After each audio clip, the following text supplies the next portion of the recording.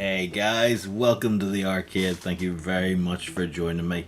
So tonight I kind of wanted to do a bit of a chit and chat with yourselves, kind of come with some stories of how you got into arcades, where your love of it came from, why you still sort of reminisce, or why you're still nostalgic for those times that you spent with in the arcade. And that's kind of where I want to end up tonight. So that was going to be the main topic, but a few things have sort of come to light in the last few days, and even the last sort of hour or so. So I guess we'll do a roundup of maybe like the week's news, and then we'll get on to the main topic at hand, I guess, so the chatting with yourselves. So forgive me, it's absolutely roasting in here tonight. I always say, like, I really did build this place in it's the worst possible place in the summer. The arcade just gets unbelievably warm and you can't do anything, and in the winter it gets unbelievably cold and you can't do anything. So I am sitting here in my my Vice signed Goku tank top because it's just too bloody warm. I'm not putting a t-shirt or my hoodie on. It's ridiculously warm. So to get to get away from that, yes, only about a couple of hours ago, we had the first Evercade showcase. So that was being aired on their YouTube channel. The idea behind this is that they're going to be doing their own sort of announcements in a bigger sort of forum. This is the fourth year that Evercade's been going, and I guess they just want to shout about it and get more people involved. Like the showcase was really cool, actually.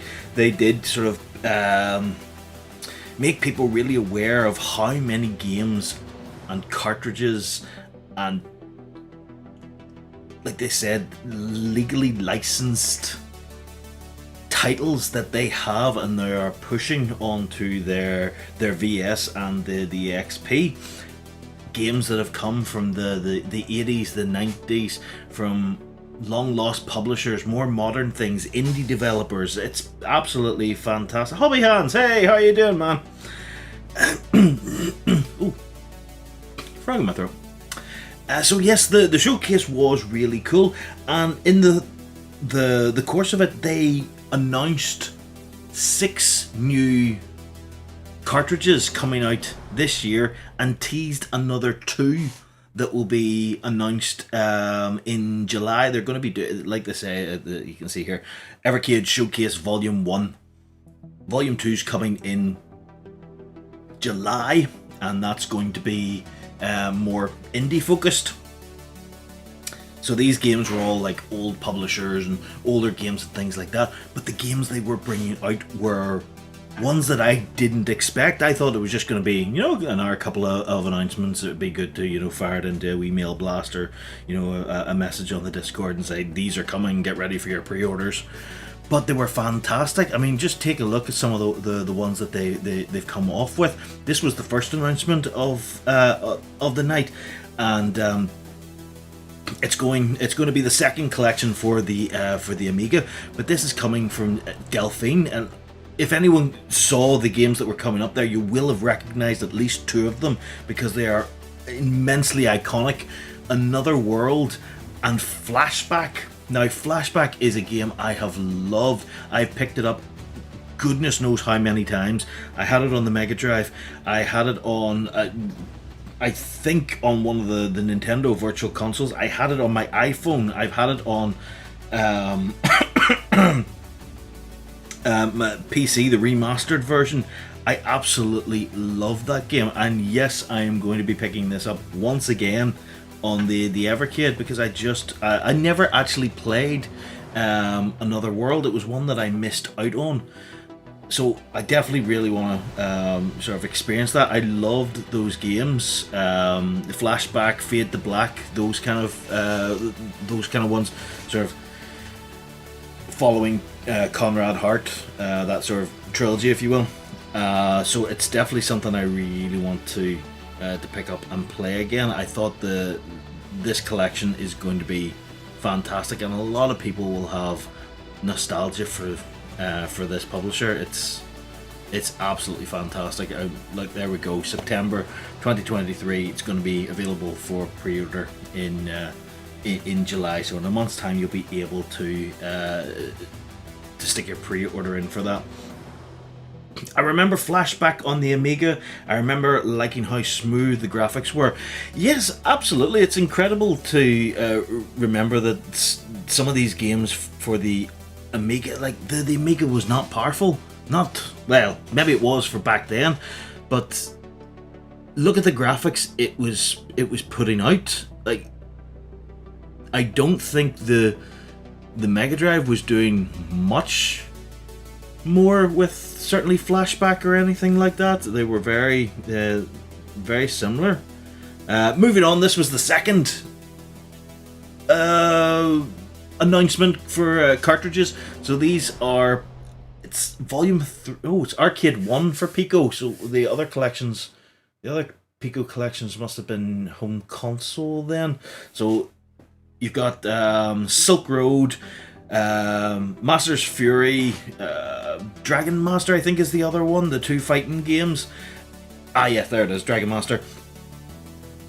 It doesn't really speak to me. I think I've played Fantasy World. Steel Force looks really cool actually. It may be something that I'll wait and see what people review on that one. I do kind of like it. It's going to be available from August, so you're able to pre-order that from tomorrow, I think is what they said on that. It does look very cool. It's certainly, there's no games in there that I'm really nostalgic for. They kind of look funky, a bit like Tumble Pop and things like that. So it's maybe something that I'd be interested in. Silk Road looks actually kind of cool as a side-scrolling beat 'em up. I've never played that, but I do kind of like the look of it. Fighting games, I'm not overly into big fighting games outside of Mortal Kombat and Marvel vs. Capcom. But this looks really cool. Yeah.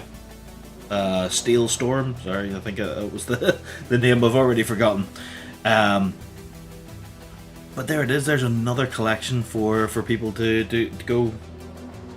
There's a big spider on my camera outside. Great. But there you go. You're going to be able to pre-order that one from June 1st as well. These are really, really cool little cartridges that they're coming out with. I'm really interested to see what they'll announce in the indie ones. The indie ones are the ones that kind of interest me the most. I do want to pick up, there's the dual cartridge one. There's Dizzy. Yes. Cathedral and something. I've totally blanked on the other game of it. But that looks really, really cool. And you've got Xenocrisis and Tanglewood. Tanglewood I've played. I really, really do like that. I think it would be really cool to have on a handheld, so I'd like to pick that up as well. There's a load of different cartridges that I'd love to pick up for the Evercade, but I really need to complete some of the ones that I've got. I keep jumping between them. There's a lot of choice, and the selection just keeps growing, which is fantastic.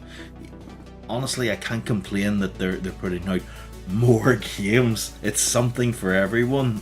But the indie ones I do really, really like, and the fact that we're getting a wee bit of a glimpse of them on the Game of the Month is really, really cool. There's Xenocrisis there. It does look really cool. And there's Cathedral.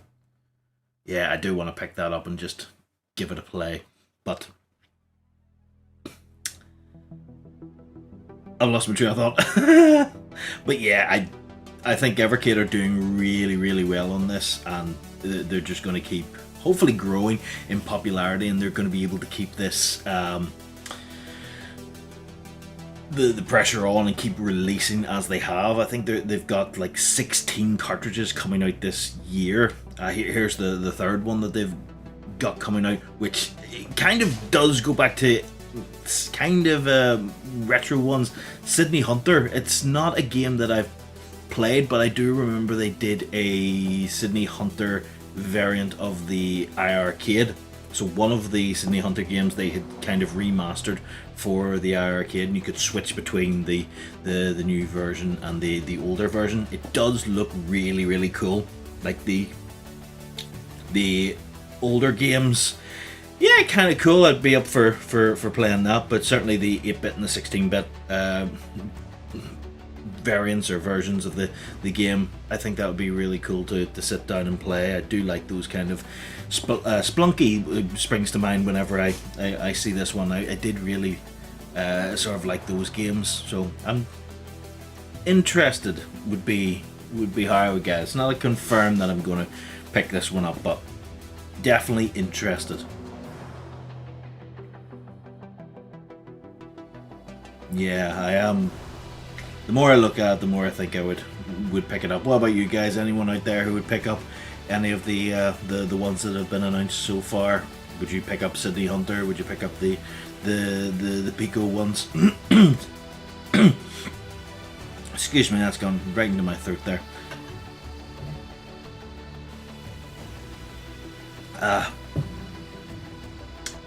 If we skip it on a wee bit, we can have the this would be the fourth one that they announced, which was Sunsoft. So I do remember a load of Sunsoft games, and I remember my mate had Aero the Acrobat. I think it was on the Super Nintendo at the time.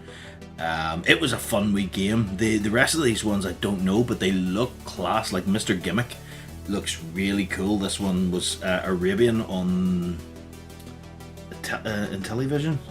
Yes, actually I do remember hearing about Blaster Master, although I think I called it Master Blaster for years. Just a kid. It's coming out pretty soon as well, so there's available in September, so we'll get the pre-order for that in fairly soon. I'm really happy to see they've been bringing out so much. If we actually take a little look at their roadmap now, you can see, so we have the Commodore 64, Topolin and Team 17, and the Pico Collection 3, so sorry, that's the home console version. So those four we already have out, and then look at the ones that we've got coming out now. So these, you can see the ones that they've just sort of announced there: Pico, Sunsoft, Sydney Hunter, and Delphine. And then we have 2 in October, which are going to be the 2 in October they've said are going to be indie.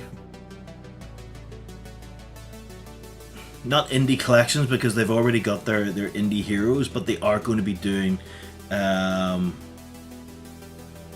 it's more in line with an indie developer, I suppose. Maybe it's more like the Cathedral and those kind of cartridges. They didn't really give too much away, so it's really like, look how many cartridges they're putting out. This is fantastic.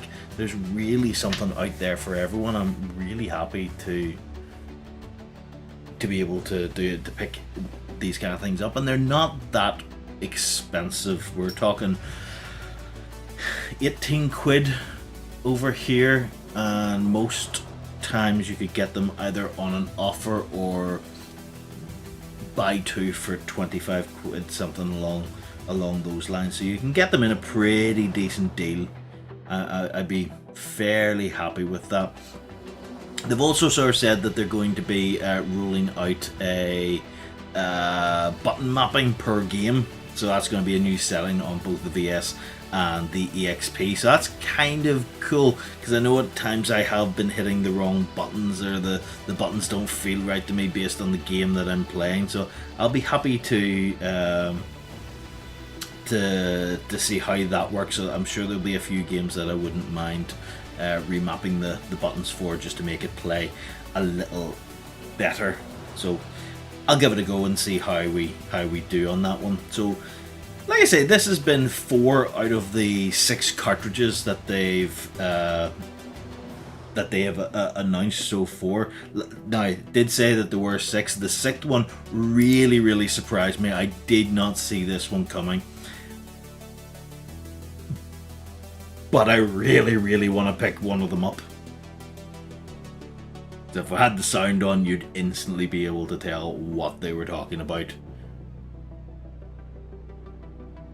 Yes, it's Duke Nukem. Now,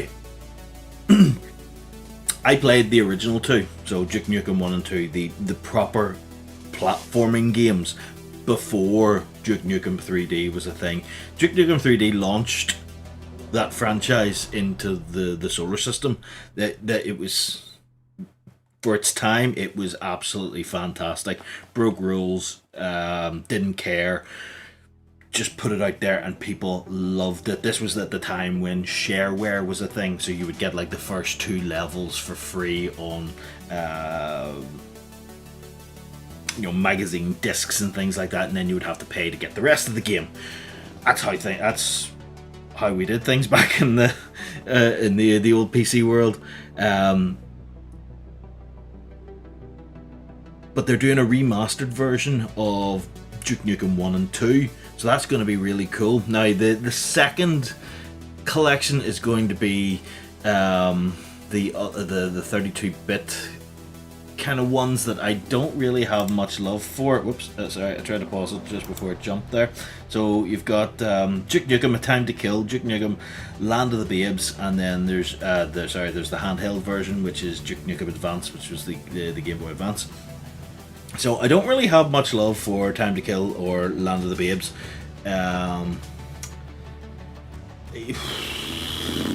You know, Duke Nukem 1 and 2 and Duke Nukem 3D, they are fantastic. The 2 remastered original platforming games, I'll be all over. Duke Nukem 3D, I'd love to see how that is going to play. I also wonder if they're going to be throwing in the expansion packs, although I don't think they will. Otherwise, I think they would have advertised it there. Racking my brain to remember what they were called. One was like the Atomic Edition or something along those lines. So I will probably pick up the first one with the 3 games, with the 2 original, and then Duke Nukem 3D, and I'll leave the other one. But I didn't expect to see. I was gonna say I didn't expect to see a game this modern come out for the Evercade. I suppose Duke Nukem 3D was mid-90s. Someone's gonna have to do me a fact check on that one. Was it Duke Nukem 3D? Let's see. I'm gonna call.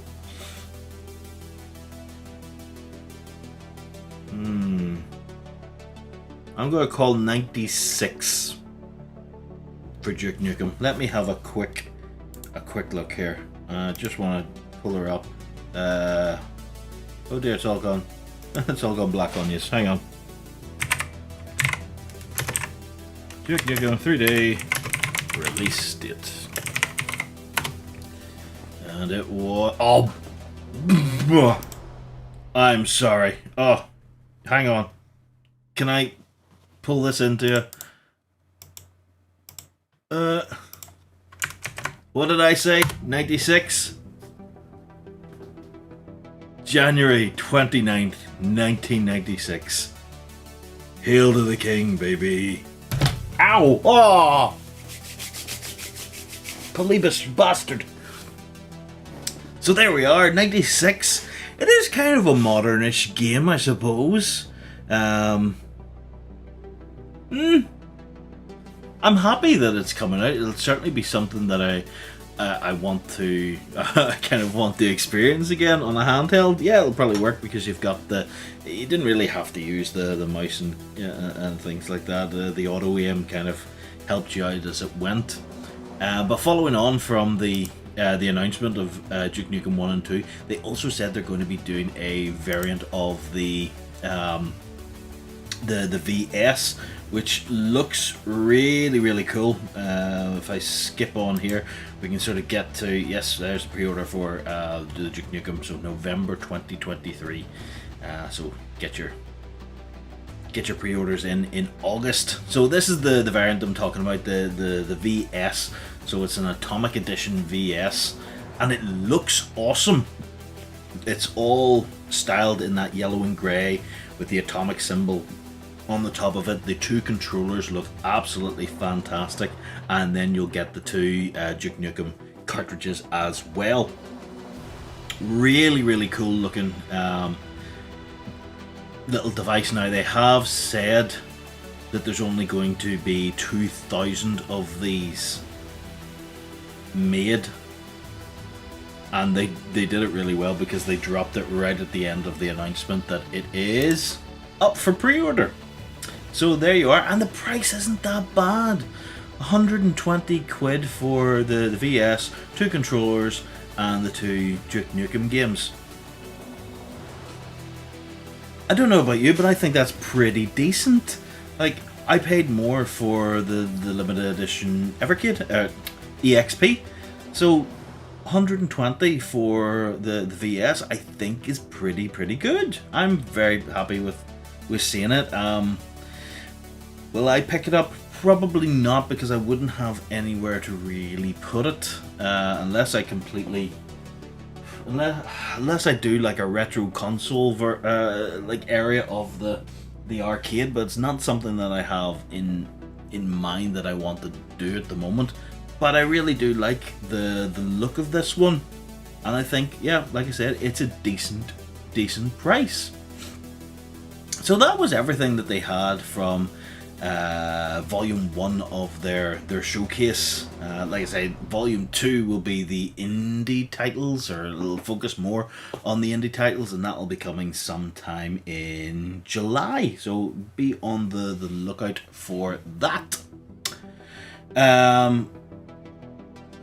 Following on from that, we had a little bit of news from Arcade 1-Up. So they had their Arcade 1-Up update show during the week, where they had a chance to chat with Eugene Jarvis, mostly about the Fast and Furious cabinets and things like that. But they did drop a bit of information. There was questions asked, because we've heard that we're supposed to be getting another 80s game sometime this year, and it's one they have not released in any other capacity at this stage. So that was asked about, and they did say that the release schedule had changed slightly, and that there are going to be more cabinets being announced or released. So much so that they've said it's going to probably be an announcement every sort of 1.5 to 2 months. We're going to be getting an announcement. Now, I really don't think we should get our hopes up too much.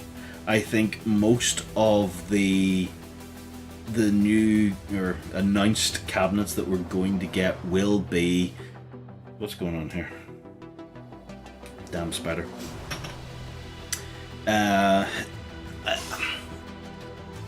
So we've got our deluxe cabinets.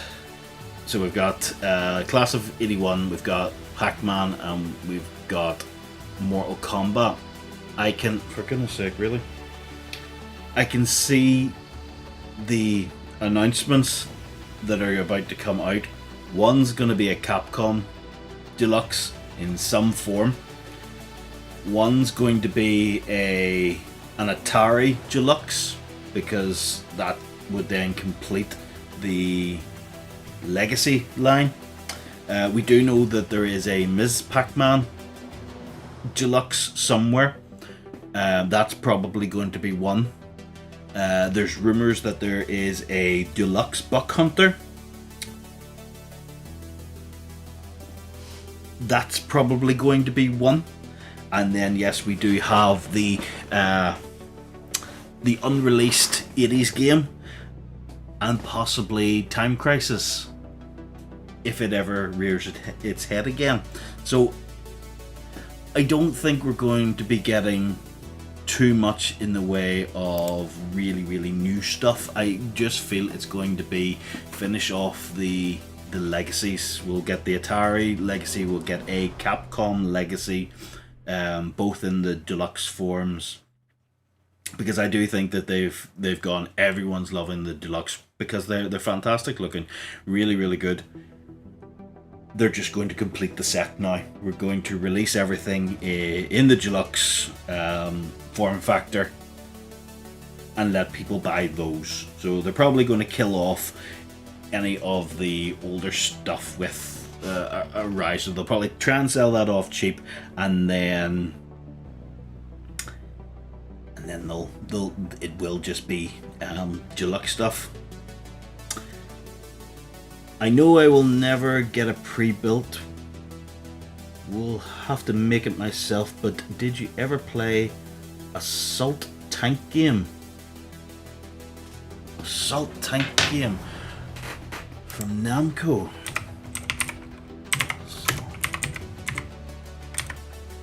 Let me have a quick look.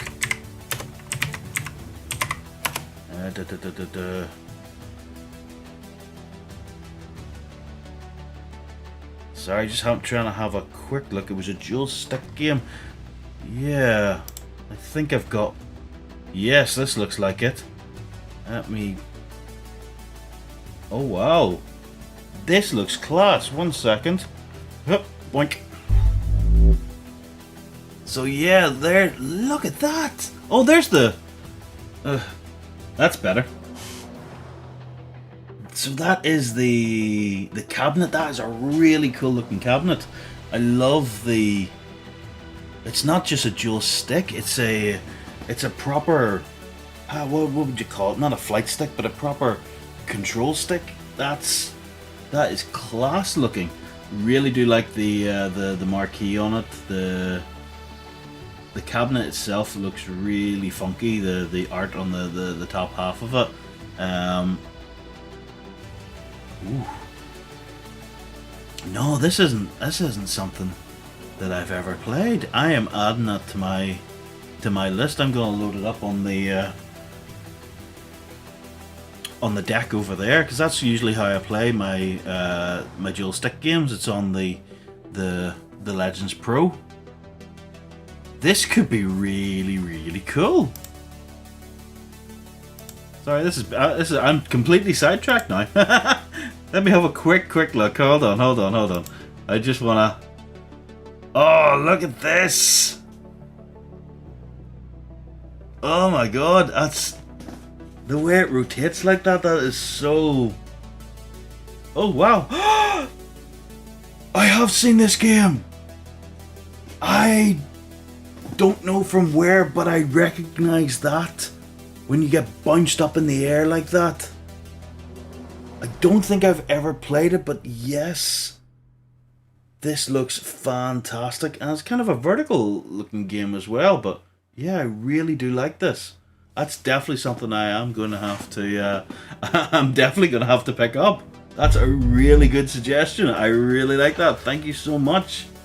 It's so big though, I would have no idea how they would fit it into a box. Yeah, that... Oh, my god. Oh, that would be really cool if they would... Like, it's an 80s game, so it's in the right... it's in the right era. That could be really cool. Now, I know, like, people are kind of hinting again that the unknown one's going to be Robotron because they got Eugene Jarvis on, but I don't know. I think that was just a bum steer. I don't really think that... I don't think he's going to be putting Robotron onto an arcade one-up. Sorry, I keep looking over at the gameplay. I'm still going there. It'd be interesting, but I don't see it happening. We'll have to just wait and see what they come up with for this unknown 80s game. But hopefully we won't have to wait too long.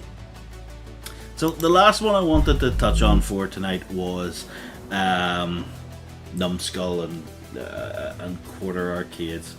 So I didn't really want to talk about it last week because I was annoyed when I saw the prices that they come out with. So let's bring them up and we can have a little look at them. So here is it's the 4-player variant of Teenage Mutant Ninja Turtles. So I will say I think it is slightly different because the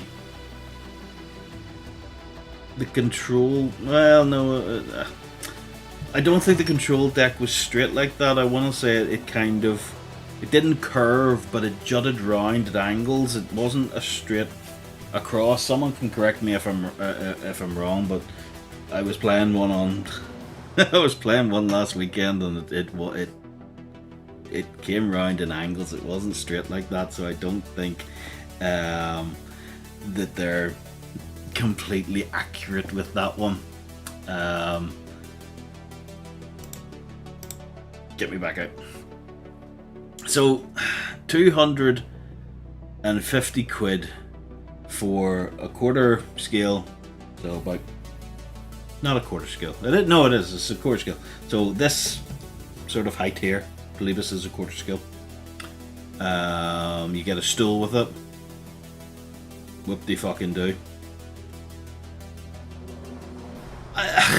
It's got the accurate artwork. It's got the marquee. It's got the 4 coin doors.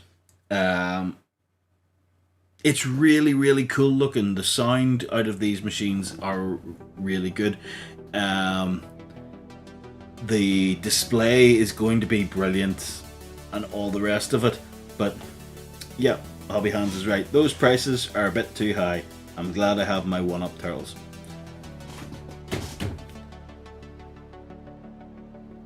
I picked up this Turtles cabinet for $270, brand new,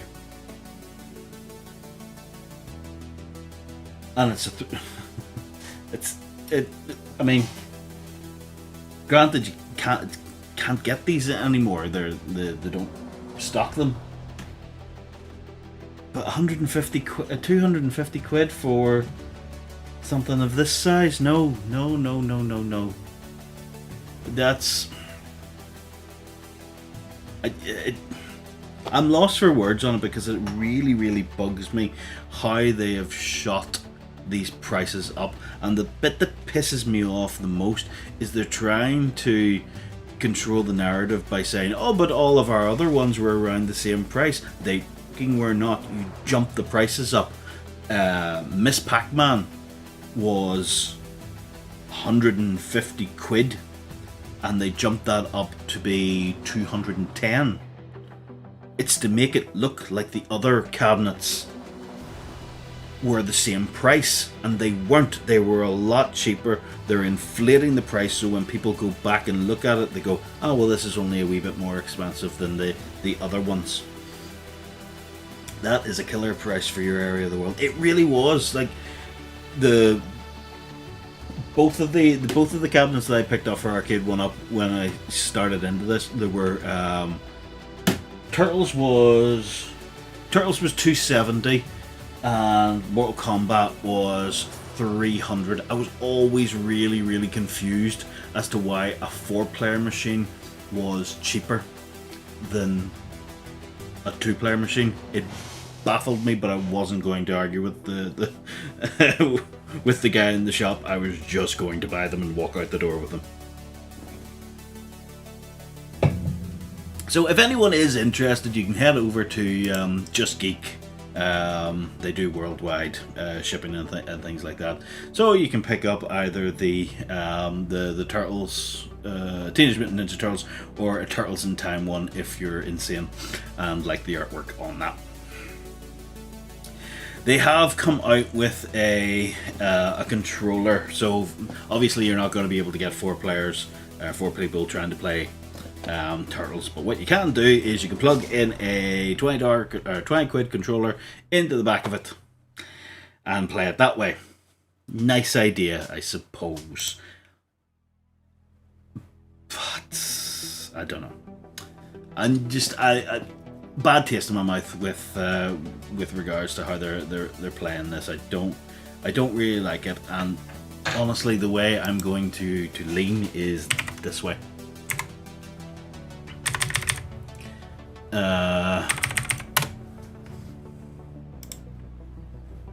Sorry. Here you go.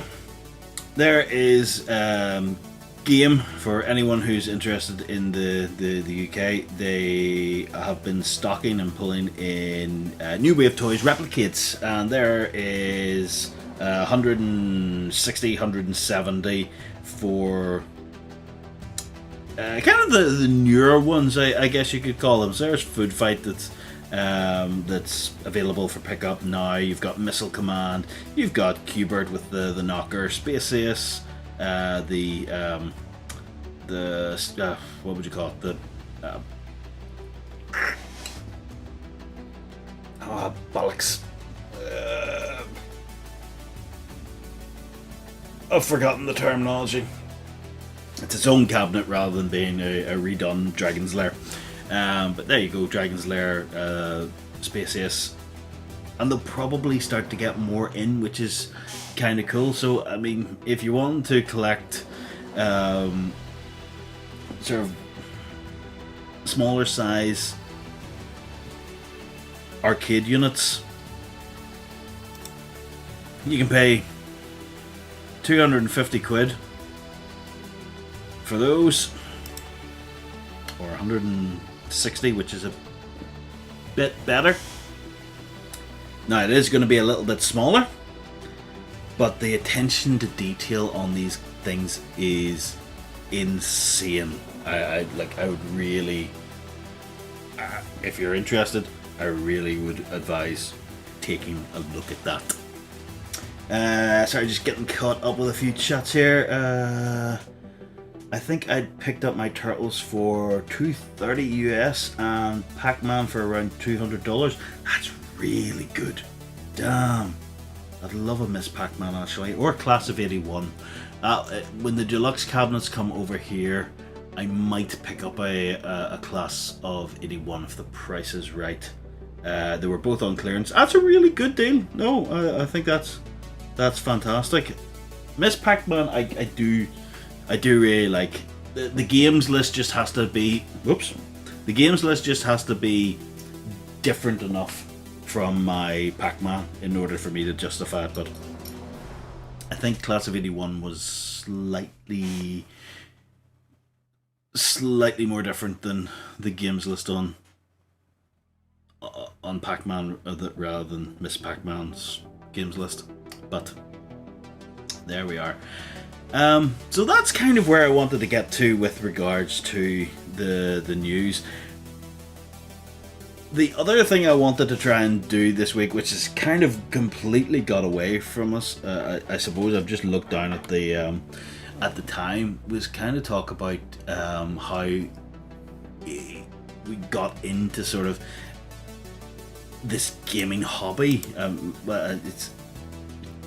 Say it's a gaming hobby, it is a collector's hobby, it is sort of nostalgia, it's a lot of things to a lot of different people, and I kind of think that's what's bringing us together. I hate to bring this kind of stuff up, but there's like right, recently there's been an awful lot of just a load of shit in like this little small community that we have online. A lot of aggression and hate being thrown around at individuals. You can understand getting annoyed at developers, at publishers, at manufacturers. I'm pissed off at Numbskull. I'm not going to go out and attack someone verbally because someone says they like the new Turtles cabinet and they're willing to pay the price. That's perfectly fine. You do you. But there's a lot of, I don't know. It turns me off from trying to get more involved, because I don't want to get dragged into any of that shit. Honestly, I'm too old for that kind of crap. I don't have time for it. What I found when I went to Base Arcade the other week, and someone actually commented on the other day, which I found really cool, that they said that these guys in Base are kind of creating their own little community of gamers, arcade enthusiasts, people who are just nostalgic for the 80s and 90s, and that's what I want to be involved in. I want to have a discussion with like-minded people who enjoyed the same kind of things I enjoyed, maybe have a different view on it, certainly. Like, we got talking to a guy in a bar about Soul Reaver just because we had started up a conversation. He heard us and joined in. I thought that was so cool. Someone who we had never met. We got chatting to people in the arcade themselves. There's been people that have come on, seen my videos, seen the TikToks and posts that I've made, and have come and said hello. Had a bit of a discussion, just either online or, that's the kind of thing that I'm wanting to get involved in. I don't care about any of this shit slinging. So I kind of wanted to touch base with people and see where their love of the sort of the arcades has come from. So like I said, the time's kind of gotten away from us, and when I was thinking about it, it may not have worked too well on the chat, because there's a delay and things like that. So maybe we could do it at a different time, and I'll have a better setup of how to go about that. But I would love to hear your stories about how you got into arcades, your first memories of things like that. So I think for tonight, I'll sort of share mine as best I can. So to sort of jump back, do you stream at the same time each week? I try to. When I stream, I will always do it on a Wednesday at sort of 10:30 BST, as it is at the moment. Unfortunately, the last little while I've been inconsistent with the streams. Things have come up and I haven't been able to stream on a Wednesday. I do try and put up a post to say that I'll not be on or things like that. I think the last few have been cancelled because I got sick, the kids got sick, something's come up last minute, that kind of thing. But I do try to get on a Wednesday at the same time, trying to keep some form of consistency to it. So, to answer your question, sort of. So to jump over, this, if I zoom right out, this is my little island over here, and if I zoom in to where we were, this is a little seaside town called Portrush. In the 80s and for parts of the 90s, that would have been where I spent my holidays. My parents had like a big caravan, a big static caravan up around there, and that's where we would have went, because if you kind of I go into satellite view, you can have a look. There are beaches just 4 miles, and it's like the water, yes, bloody cold. but it's fantastic out there. I loved it when I was a kid. It was fantastic. I have so many fond memories. But with Portrush, if I jump myself in to about here, boom, and I spin myself around, we should be able to see the first of them. Ah, there, you're up there, you're up there. There you are. So this is Phil's Arcade. Now this is one of the arcades that has been there since I was young. It's been there since the the 80s and 90s. Now it has changed a fair bit, but along this street, the sort of main street of Portrush, there were a number of different amusements, and I could have told you the games in each one of them. In fact, I don't know if it's still there. Let me twist. No, it's not. There used to be just a game that sat right at that door. It's maybe in behind it, actually. I really wonder. And it's a sort of variant on Whack-A-Mole. It's not a proper arcade game. It's like you had about 5 different lines where a crocodile's head would come out, and you had to batter it with a bat to get it to go back in. And it was, back then, you were just doing it for scores. You were just doing it for bragging rights. It didn't spit out any tickets or anything like that. Ticket redemptions weren't really, they weren't really popular.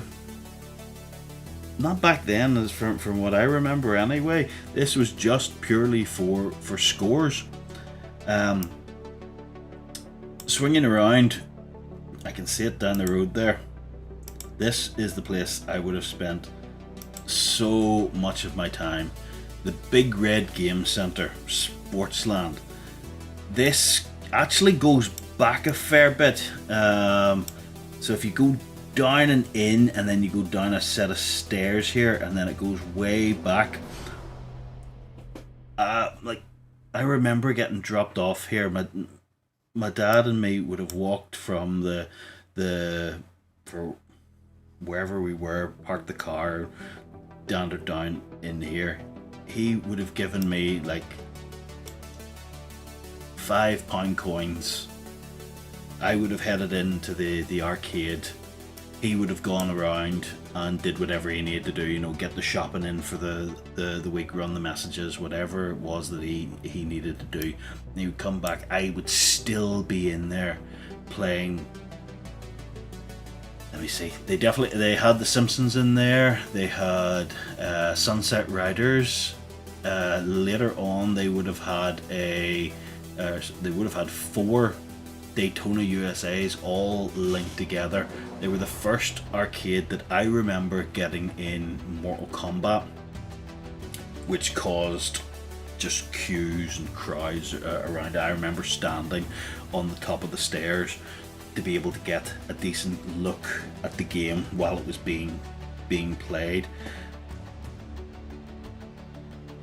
And when you were in there, even though I was young and I didn't really know people, because I wasn't from this town, I was there on holiday, so you wouldn't have really known anyone. But people in the arcade, it was a little bit like a community. Like, someone would see you playing, I don't know, the Simpsons, you were getting to a boss, and they would run up with a quarter. I'll give you a hand.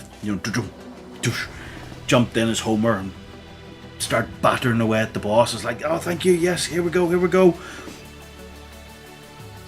That I really miss. You don't get that anymore. I mean, most of the time I'm playing on Xbox or anything like that, if someone has a microphone, I end up muting them, because they're usually spouting the most insane crap. Or they've got music on in the background that just blares through the microphone, and I can't take it. My arcade haunt as a kid is closed, like many of them. Now, yeah, I totally get that. This big place here, so it was a few years ago, I wanted to head back up for Father's Day, and we had planned it and all the rest of it. And for whatever reason, a couple of weeks before, we were up in Portrush, and we were just dandering through, and I said to the wife, I'm just going to go in just to have a look and get a few pictures on my phone. And I walked in and it broke my heart. You can probably see it from here. So there's a claw machine, there's a claw machine, there's a claw machine. That's a shooting machine that gives you tickets. That, I believe, was a racer. There is a giant claw machine about there. Down underground, or down past the stairs, it's all ticket redemptions. There wasn't a single upright arcade machine, and it was terrible. Over on the side, there's actually an area that's cordoned off. It's 18 and over, and it's just, slot machines. And I remember this place like as it was just arcade heaven. Like, this was a place that was getting in big arcade machines. You would sit and play them for ages. There was machines there that I'd never heard of. They would get new stuff in, people would crowd round, and you would have like little one-on-one tournaments and things like that. Not an official. You were setting them up yourself. Winner stays on, that kind of thing. It was so much fun, and it's gone. This was where my love of arcades started. I remember coming into this place, and when I was a kid, I wanted to work in an arcade. I wanted to work in this place, and when I got older, I wanted to own an arcade. Both for the exact same reason, so that I could play the games for free. But now, I would have said, like last year, is it still feasible to open an arcade and for it to be profitable? And these guys here, now I understand they've had to adapt over the pandemic and things like that. Businesses were hemorrhaging money because they still had to pay their rent, they still had to pay their utilities, they still had to pay everything else. That his fuel cap's open. Sorry, I just looked over and saw that. Close your fuel cap. Yeah, so they had to do something in order to survive, and whether that be they changed it into a family fun center, which is all ticket redemption. If that helped them, keep their staff on, pay their bills, then more power to them. I completely get that. But yeah, it really hurt going in there and just not seeing anything. There was another arcade. Now, for the life of me, I cannot remember what it is. I know people that will agree with me that it was here, but no one can tell me the damn name. So if I switch myself around, see if I can get down here. So it would have been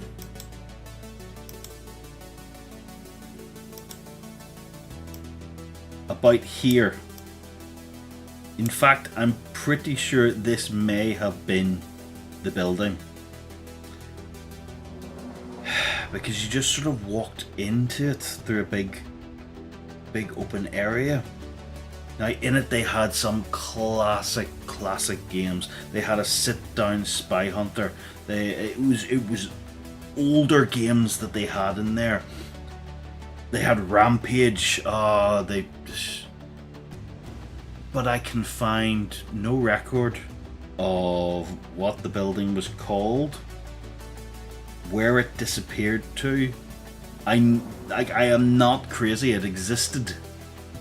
And I have vivid memories because I would have spent, like, when my dad dropped me off, he knew I would be in one of three places, either Sportsland, Phil's, or this other arcade that would have been down here. So he would have found me in one of them. It definitely existed, and I know you just sort of walked out and into a, hey Gunstar, and you just walked sort of out, and then you would have ended up down at the beach. It's, for the life of me, I just can't remember. But this town is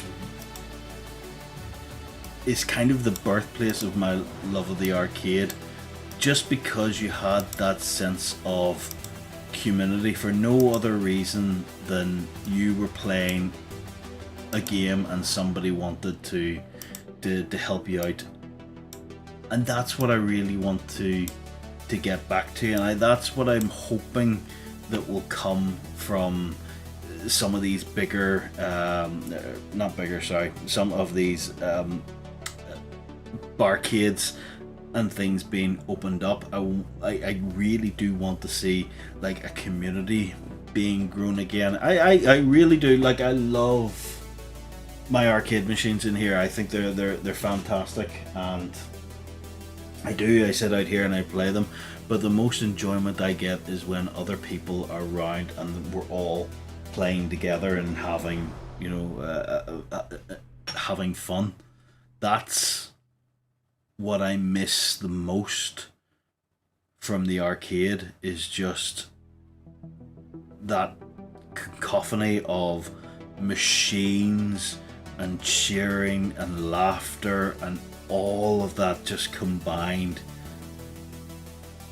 There'd be times where you would run out of money in the arcade and you would just start talking to people and shooting the shit and what have you. And I feel like we've lost that, especially when you look at the my very first memory is playing Cocktail Space Invaders.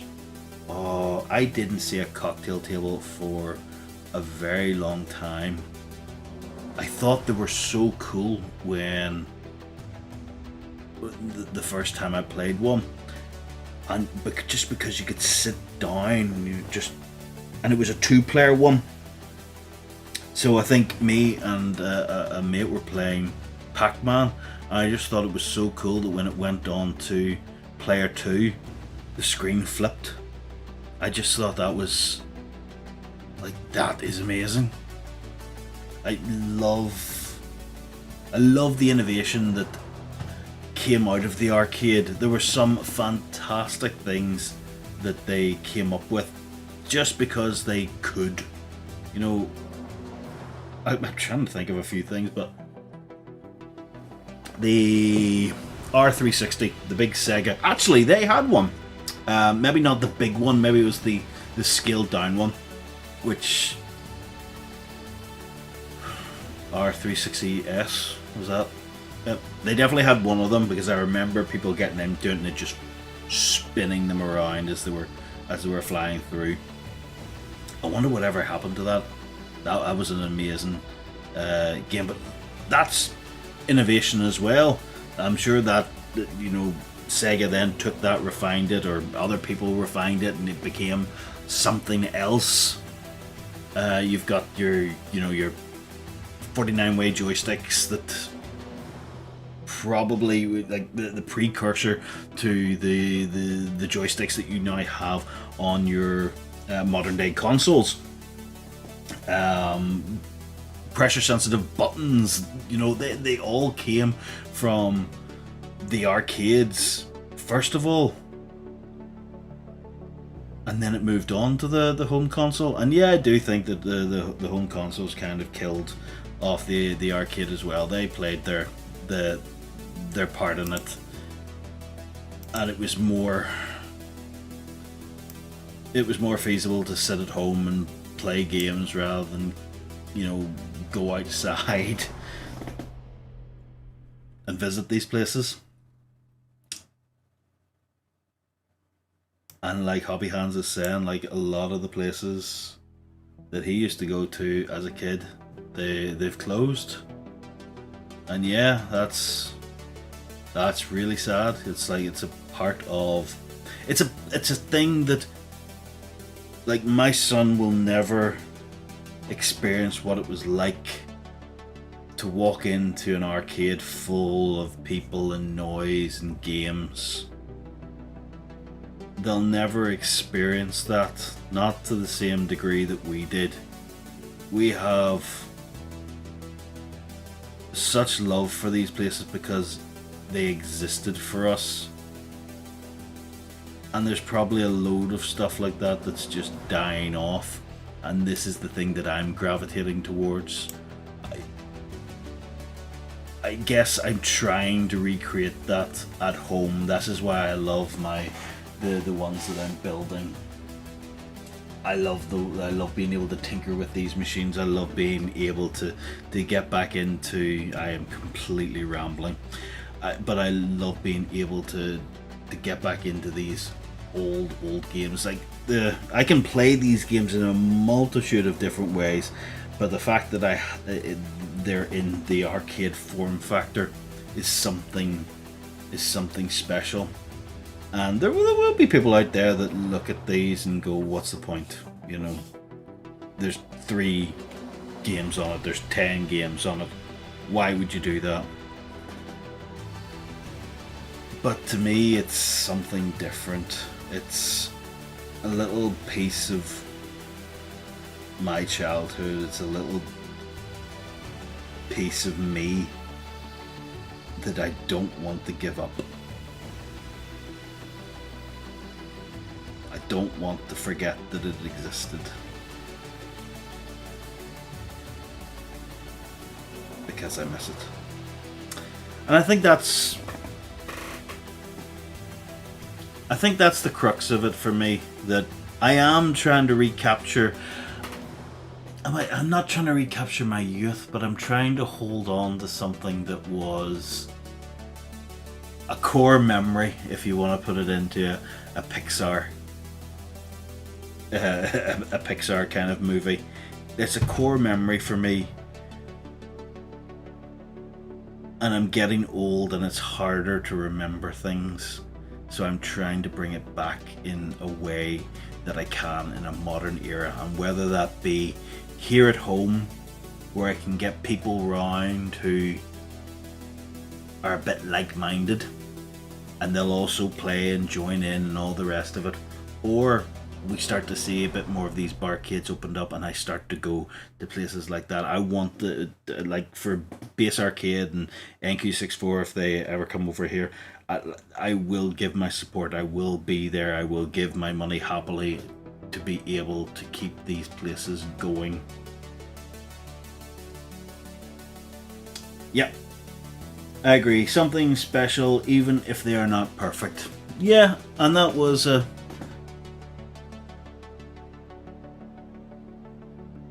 yeah, like, I suppose you could look back at the older arcades as well and say they weren't perfect either. Like, they had their flaws and all the rest of it, but we didn't care, because to us they were perfect. They were just what we needed at the time. They were a place we could go, hang out, socialize,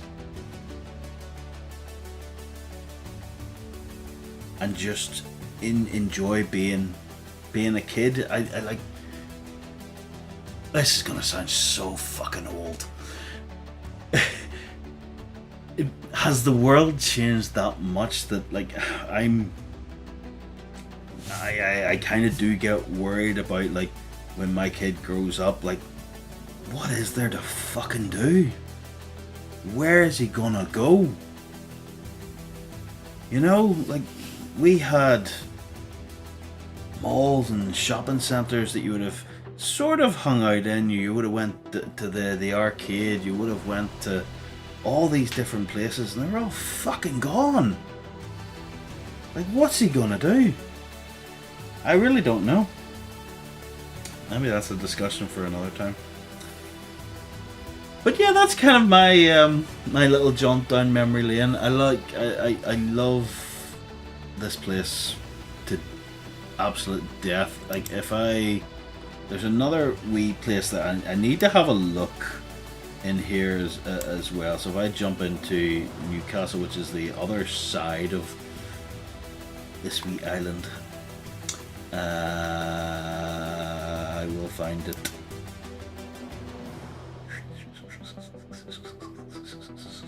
I reckon drop me here.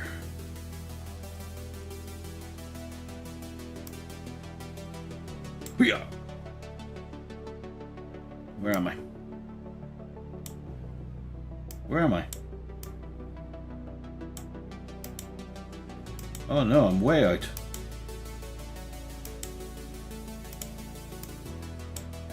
Oh, excuse me. So this is kind of like the other town that you would have sort of holidayed in if you were in Northern Ireland in the 80s. I'm lost.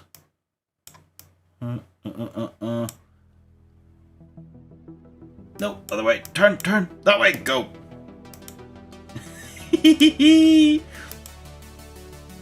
Not the fucking grooming room. There it is, I can see it in the distance there. There's a bunch of different arcades here as well. There's Joyland. Now these places still actually do have some decent arcade machines in them. They maybe didn't get hit the same way that Portrush did. If you head on up this way as well, there are other ones now. I do hope to be down in Newcastle in the next sort of month or so, so I do want to head in and have like a proper look around. Last time I wasn't really able to get in because we had the dog with us, so we couldn't get in and have a proper look around. But like there's that big mad Space Invaders game just sitting out there, so it'd be fun to have a look at that. And I think, yeah, that's me for that's kind of what I wanted to share with you guys tonight. My kid plays TMNT and loves it, and like my arcade. Yeah, Jason's the exact same. He absolutely loves playing. He loves Marvel vs. Capcom 2, he loves Mortal Kombat, he loves Turtles. So I like that he's getting into these sort of games. I'd love to be able to take him up to Base Arcade when they do their kids session, just to let him go absolutely nuts and play whatever he wants, because I think he will really love that. But like, that'll be difficult as well, you know. Are there kids out there that are going to share that kind of interest? You know, if I did nurture that in him to sort of play these older games, and if he did enjoy them, then yes, I'd love him to keep going with that. But I know there's kids out there where like, if he went, oh, you should play Pac-Man, and they'll go, oh, for fuck's sake, it's ancient. It's like, look at the graphics on that, they're terrible. You know, play Roblox.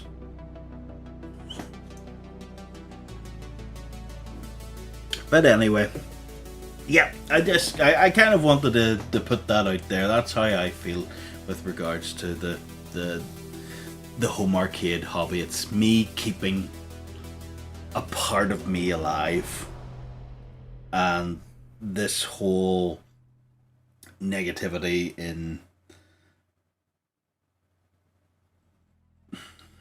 various parts of the community where people are getting attacked for having an opinion or things like that, it's grating on me.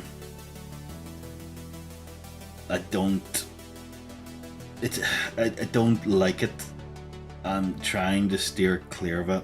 It seems like it's always the same fucking people. It's getting really fucking tiring. But you know, I'm going to keep going. I'm just going to keep in my lane. I'm not going to get involved in anything like that. I enjoy what I'm doing. I enjoy building these machines. I enjoy playing these machines, and I enjoy interacting with you guys. And hopefully, we'll be able to sort of keep doing this for a good long while. We'll have to see what comes. Hopefully, we'll be able to get some new machines coming very soon. You know, we'll see some new announcements and things like that. If not, I've still got a few projects that I want to take on.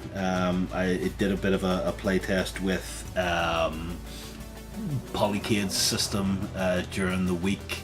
It works quite well.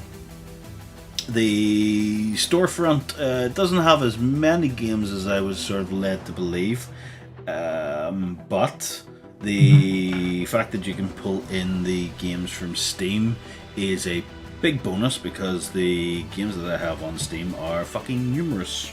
I've been on Steam since... yeah. I've been on Steam since it started with the Orange Box. So I have many games that could be utilised that way, and I think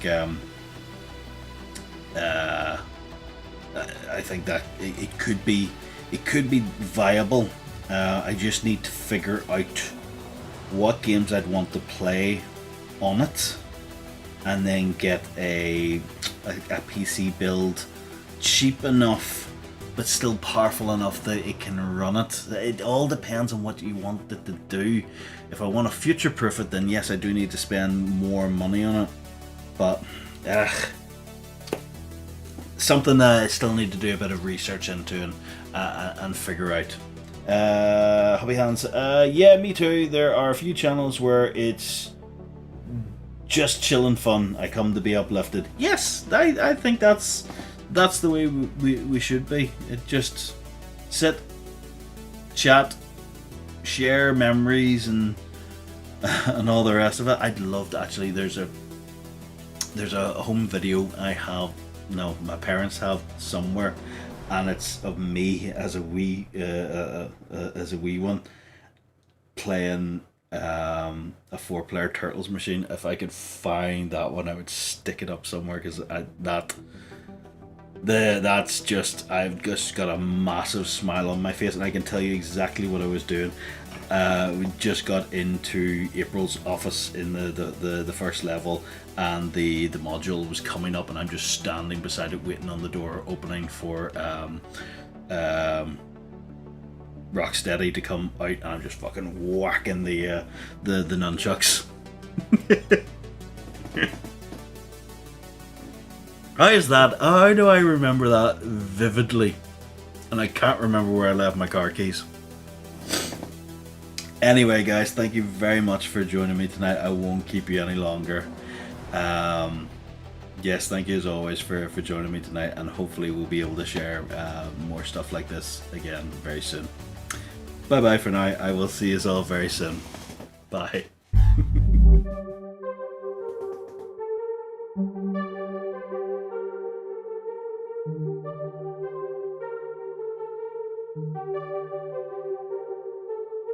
Thank you.